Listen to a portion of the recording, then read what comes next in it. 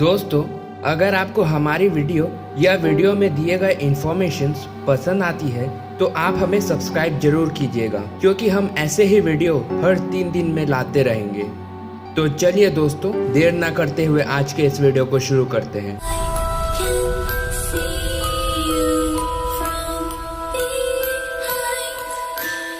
जुलाई 1954, Tokyo airport, Japan. वह दिन भी किसी अन्य दिनों की तरह एक सामान्य दिन था। एयरपोर्ट पर विमानों की आवाजाही लगातार लगी हुई थी। सब यात्री और एयरपोर्ट स्टाफ दूसरे दिनों की तरह उस दिन भी अपने कामों में लगे हुए थे। दोपहर के समय यूरोप से आया हुआ एक विमान एयरपोर्ट पर लैंड हुआ।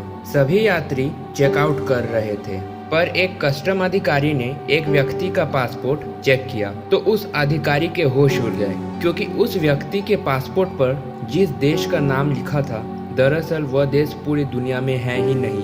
वह व्यक्ति टोरेट नाम के देश का रहने वाला था। पृथ्वी पर टोरेट नाम का देश न होने के कारण उस व्यक्ति को वहीं पर रोक लिया गया और उससे सवाल जवाब किए जाने लगे। बावजूद इसके उस व्यक्ति के चेहरे पर कोई भी शिकन नहीं थी, बल्कि वह पूरी तरह आत्मविश्वास से भरा हुआ था। जब उस व्यक्ति से पूछा गया कि तुम जापान क्यों आए हो, तो उसने बताया कि वो बिजनेस के सिलसिले में जापान आया है। वो व्यक्ति इस बात को लेकर हैरान था कि उसे एयरपोर्ट पर क्यों रोका गया।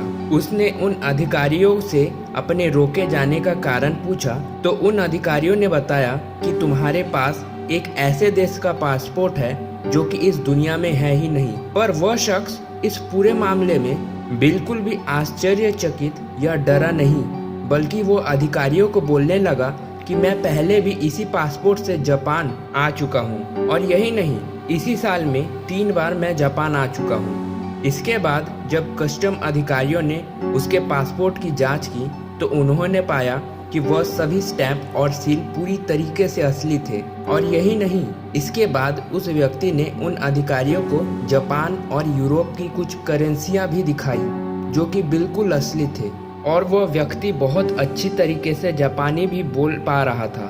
बावजूद इसके जब अधिकारियों ने उससे पूछा तुम्हारा देश का लोकेशन क्या है, तो उस व्यक्ति ने बोला कि टोरेट फ्रांस और स्पेन के बीच में कहीं पर है। पर जब उन अधिकारियों ने उस व्यक्ति को वर्ल्ड मैप दिखाया तो वह हैरान हो गया, क्योंकि मैप में कहीं भी टोरेट नाम का कोई भी देश मौजूद ही नहीं था। ऐसे में उस व्यक्ति ने अधिकारियों से पूछा कि उसका देश मैप में क्यों मौजूद नहीं है, जबकि उसका देश तो 1000 सालों से वहीं पर मौजूद है। और अब वह व्यक्ति थोड़ा परेशान होने लगा था, और फिर उसने मैप में एंडोरा नाम के देश में उंगली रखते हुए कहा कि यह मैप गलत है, इसमें एंडोरा की जगह टोरेट देश होना चाहिए था।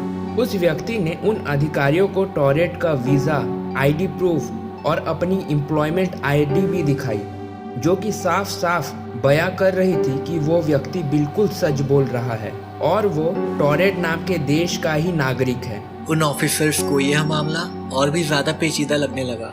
वे सभी उस व्यक्ति की बातों को चाह कर भी गलत साबित नहीं कर पा रहे थे, और न ही पूरी तहकीकात होने के पहले वो उस व्यक्ति को जाने दे सकते थे। उन्होंने तहकीकात को आगे बढ़ाया और उस व्यक्ति से पूछा कि वो वहाँ पे कौन सी कंपनी में जा रहा है। जब उन ऑफिसर्स ने उस कंपनी से कंफर्म करा तो उन कंपनी वालों ने उस व्यक्ति को पहचानने से साफ इनकार कर दिया।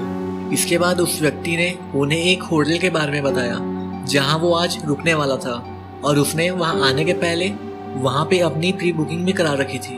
मगर उन होटल वालों ने उसे पहचानने से साफ इनकार कर दिया, और अब उस व्यक्ति ने उनका शक दूर करने के लिए उस कंपनी का अपॉइंटमेंट लेटर और उस होटल की बुकिंग स्लिप भी दिखाई।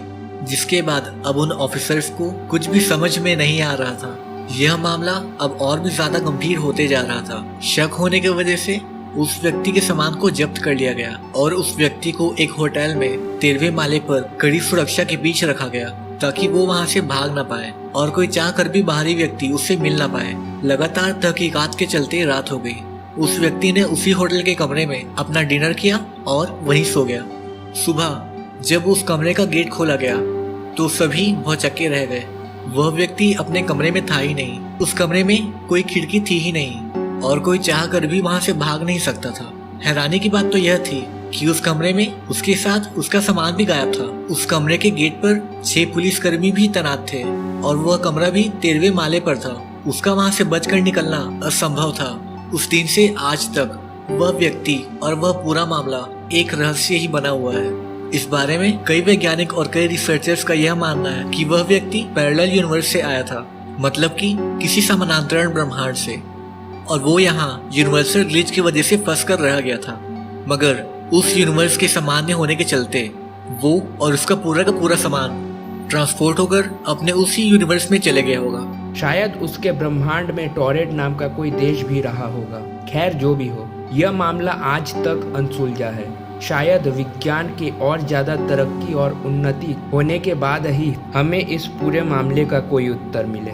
इसके अलावा दोस्तों, यह है उस आदमी के कुछ डॉक्यूमेंट्स जो कि जापान के कस्टम अधिकारियों द्वारा फोटो खींच लिया गया था। आपका क्या कहना है इस पूरे मामले पर? आप हमें कमेंट सेक्शन पर जरूर बताएं। इसके अलावा अगर आपको हमारी वीडियो पसंद आया तो वीडियो को लाइक और अपने दोस्तों के साथ शेयर जरूर कीजिए, और आप हमें इंस्टाग्राम, फेसबुक और ट्विटर पर फॉलो भी जरूर कीजिए, क्योंकि हम ऐसे ही घटनाओं से जुड़े हुए रोचक तत्व के बारे में वहाँ भी पोस्ट करते रहते हैं। तो दोस्तों, अब मिलते हैं हमारे नेक्स्ट वीडियो में, और तब तक के लिए बाय।